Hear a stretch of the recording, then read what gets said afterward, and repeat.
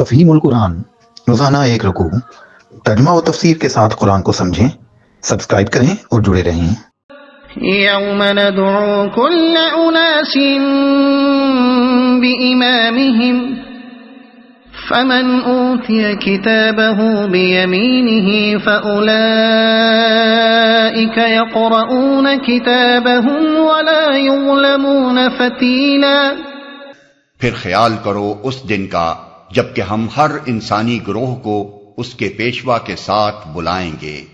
اس وقت جن لوگوں کو ان کا نامہ اعمال سیدھے ہاتھ میں دیا گیا وہ اپنا کارنامہ پڑھیں گے اور ان پر ذرہ برابر ظلم نہ ہوگا۔ وہ اپنا کارنامہ پڑھیں گے۔ یہ بات قرآن مجید میں متعدد مقامات پر بیان کی گئی ہے کہ قیامت کے روز نیک لوگوں کو ان کا نامہ اعمال سیدھے ہاتھ میں دیا جائے گا اور وہ خوشی خوشی اسے دیکھیں گے بلکہ دوسروں کو بھی دکھائیں گے۔ رہے بدعمال لوگ تو ان کا نامہ سیاہ ان کو بائیں ہاتھ میں دیا جائے گا اور وہ اسے لیتے ہی پیٹھ پیچھے چھپانے کی کوشش کریں گے۔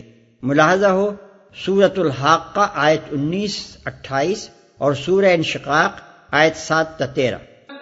وَمَا كَانَ فِي هَذِهِ أَعْمَى فَهُوَ فِي الْآخِرَةِ أَعْمَى وَأَضَلُّ سَبِيلًا وَإِن كَادُوا لَيَفْتِنُونَكَ عَنِ الَّذِي أَوْحَيْنَا إِلَيْكَ لِتَفْتَرِيَ عَلَيْنَا غَيْرَهُ وَإِذًا لَاتَّخَذُوكَ خَلِيلًا۔ اور جو اس دنیا میں اندھا بن کر رہا وہ آخرت میں بھی اندھا ہی رہے گا بلکہ راستہ پانے میں اندھے سے بھی زیادہ ناکام۔ اے محمد، ان لوگوں نے اس کوشش میں کوئی کسر اٹھا نہیں رکھی کہ تمہیں فتنے میں ڈال کر اس وحی سے پھیر دیں جو ہم نے تمہاری طرف بھیجی ہے تاکہ تم ہمارے نام پر اپنی طرف سے کوئی بات گھڑو۔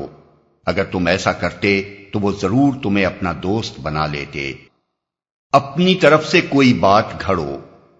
یہ ان حالات کی طرف اشارہ ہے جو پچھلے 10-12 سال سے نبی صلی اللہ علیہ وسلم کو مکے میں پیش آ رہے تھے کہ کفار مکہ اس بات کے درپے تھے کہ جس طرح بھی ہو آپ کو توحید کی اس دعوت سے ہٹا دیں جسے آپ پیش کر رہے ہیں، اور کسی نہ کسی طرح آپ کو مجبور کر دیں کہ آپ ان کے شرک اور رسوم جاہلیت سے کچھ نہ کچھ مصالحت کر لیں۔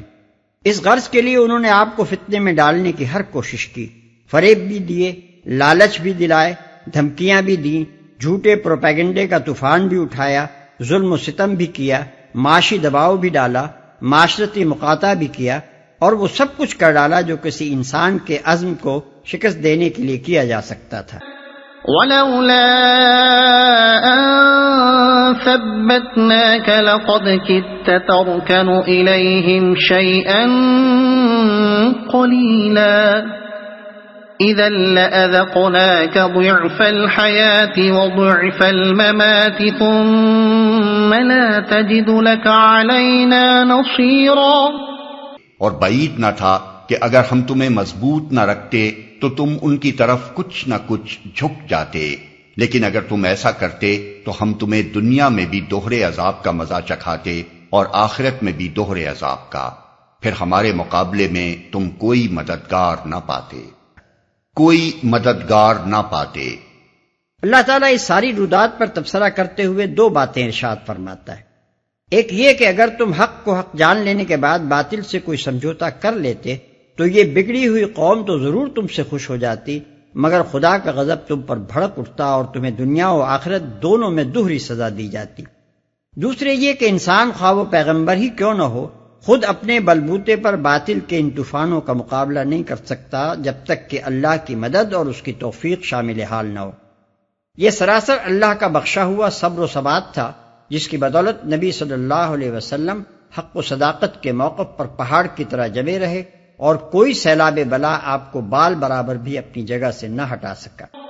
وَإِن كَادُوا لَيَسْتَفِزُّونَكَ مِنَ الْأَرْضِ لِيُخْرِجُوكَ مِنْهَا وَإِذًا لَا يَلْبَثُونَ خِلَافَكَ إِلَّا قَلِيلًا۔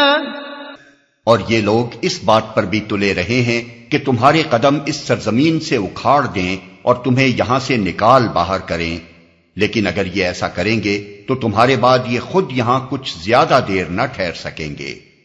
یہ صریح پیشن گوئی ہے جو اس وقت تو صرف ایک دھمکی نظر آتی تھی، مگر 10-11 سال کے اندر ہی حرف بحرف سچی ثابت ہو گئی۔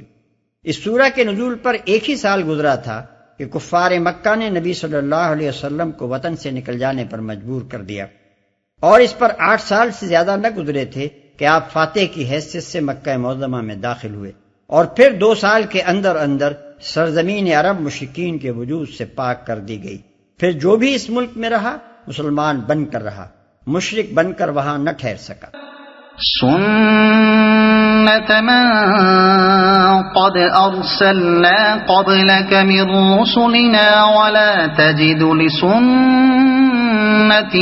تحویلا۔ یہ ہمارا مستقل طریقہ کار ہے جو ان سب رسولوں کے معاملے میں ہم نے برتا ہے جنہیں تم سے پہلے ہم نے بھیجا تھا، اور ہمارے طریقہ کار میں تم کوئی تغیر نہ پاؤ گے جنہیں تم سے پہلے ہم نے بھیجا تھا۔ یعنی سارے انبیاء کے ساتھ اللہ کا یہی معاملہ رہا ہے کہ جس قوم نے ان کو قتل یا جلا وطن کیا، پھر وہ زیادہ دیر تک اپنی جگہ نہ ٹھہر سکی، پھر یا تو خدا کے عذاب نے اسے ہلاک کیا، یا کسی دشمن قوم کو اس پر مسلط کیا گیا، یا خود اسی نبی کے پیرووں سے اس کو مغلوب کرا دیا گیا۔ اگر آپ کو یہ ویڈیو پسند آئی ہو تو اسے لائک کریں، دوسروں تک پہنچانے کے لیے شیئر کریں، اور مزید ایسی ہی معلوماتی ویڈیوز کے لیے ہمارے چینل عبد المالک ہاشمی کو سبسکرائب ضرور کریں۔ نئی اپڈیٹس کے لیے بیل آئیکن دبائیں تاکہ آپ کو ہماری ہر نئی ویڈیو بر وقت مل سکے۔ آپ کی حوصلہ افزائی ہمیں مزید بہترین مواد بنانے میں مدد دے گی۔ شکریہ۔